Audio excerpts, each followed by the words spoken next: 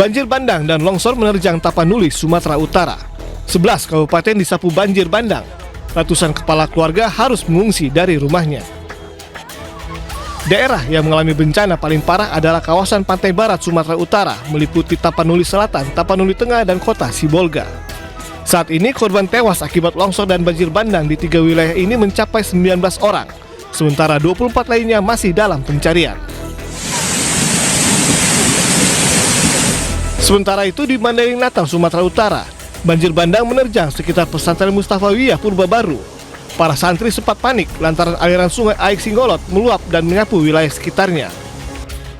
Di Mandailing Natal, 15 kecamatan terdampak banjir. Warga di lokasi ini langsung dievakuasi petugas ke tempat aman.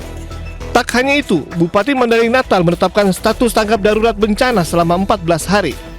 Sementara itu, Gubernur Sumatera Utara Bobi Nasution meminta Bupati untuk terus memonitor kondisi di wilayahnya masing-masing untuk menyiapkan mitigasi atasi ancaman bencana yang mengintai.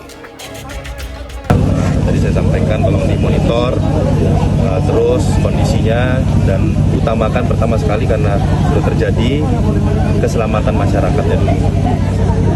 Makanya mohon ke depannya tolong kepala daerah terkhusus OPD menangani tentang ini lebih aware. Kalau minta masyarakatnya aware, kepala daerahnya dulu aware. Di Langkat, Sumatera Utara, banjir juga merendam jalan lintas Sumatera hingga perumahan warga. Salah satu daerah yang paling parah terdampak adalah Kecamatan Besitang. Banjir yang merendam permukiman warga membuat masyarakat mengungsi ke masjid dan ke rumah warga lain yang berada di dataran tinggi. Tak hanya itu, jalan lintas Sumatera pun terancam lumpuh lantaran ketinggian air terus naik. Tim Liputan iNews melaporkan.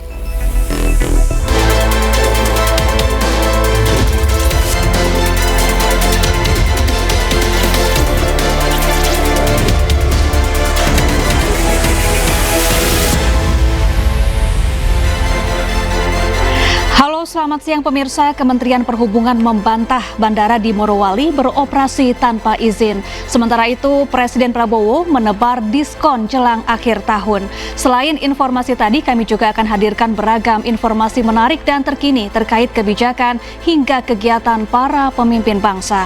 Bersama saya Syafaati Suryo, inilah Pemimpin Rakyat, Pemimpin Beraksi, Rakyat Awasi.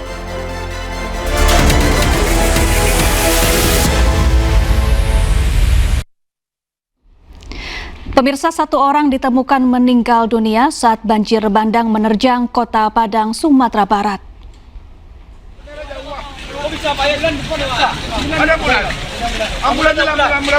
Jasad warga yang tewas akibat hanyut diterjang banjir yang melanda Lubuk Minturun, Kecamatan Koto Tangah, Padang, dievakuasi tim SAR gabungan Brimob, Polda Sumbar, dan BPBD.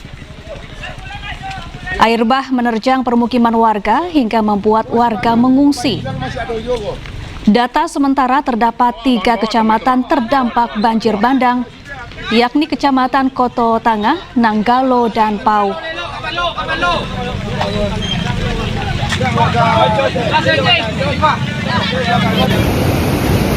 BNPB langsung mengecek lokasi terdampak banjir bandang. Bantuan pun langsung diserahkan bagi warga yang masih mengungsi di sejumlah titik. Banjir bandang merusak sejumlah infrastruktur di sana, mulai dari jalan, jembatan, hingga sekolah. 13 kabupaten terdampak banjir bandang di Sumatera Barat. Lihat tadi ada jalan raya yang putus, baik yang digerus oleh air maupun yang amblas, kan gitu ya.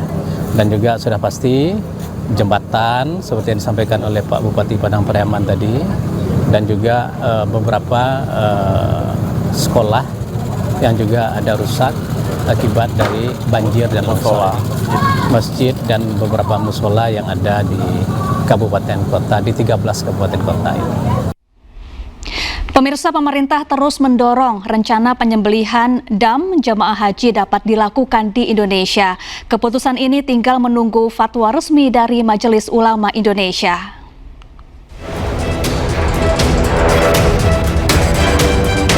Ibadah haji tahun 2026 sedikit berbeda dari tahun-tahun sebelumnya. Mulai tahun 2026, ibadah haji berada di bawah Kementerian Haji dan Umroh. Sejumlah kebijakan pun sedang digodok pemerintah. Salah satunya terkait pemotongan hewan dam yang biasanya dilakukan di Arab Saudi, mulai tahun depan kemungkinan bisa di Indonesia. Rencana ini terus didorong dan masih menunggu fatwa resmi MUI. Kita berharap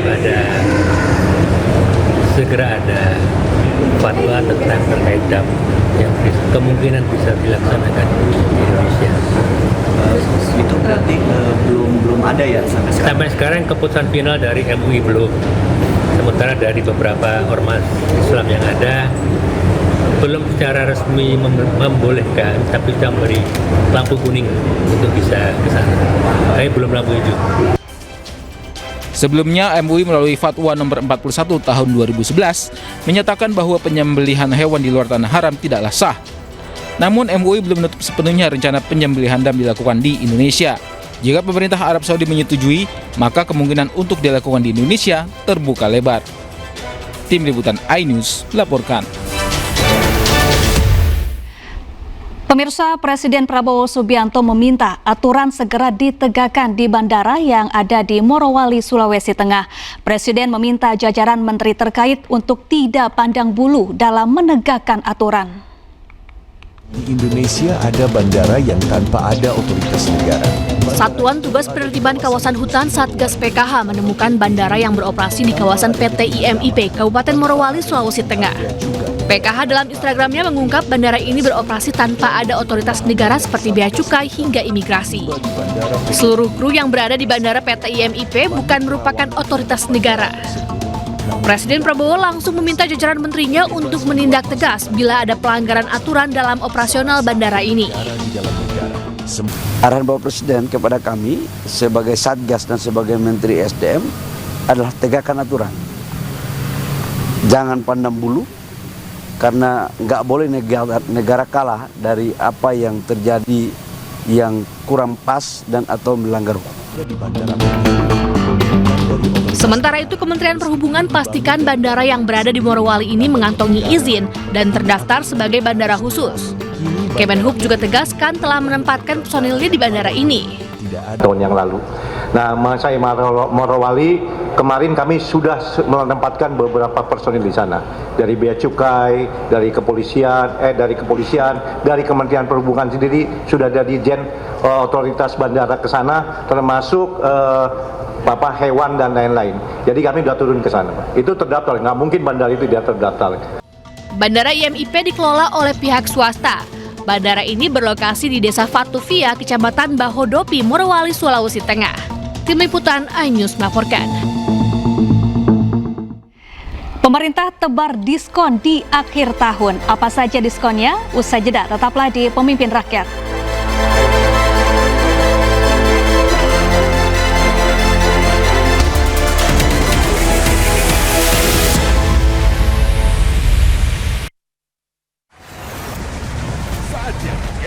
Tentukan arah.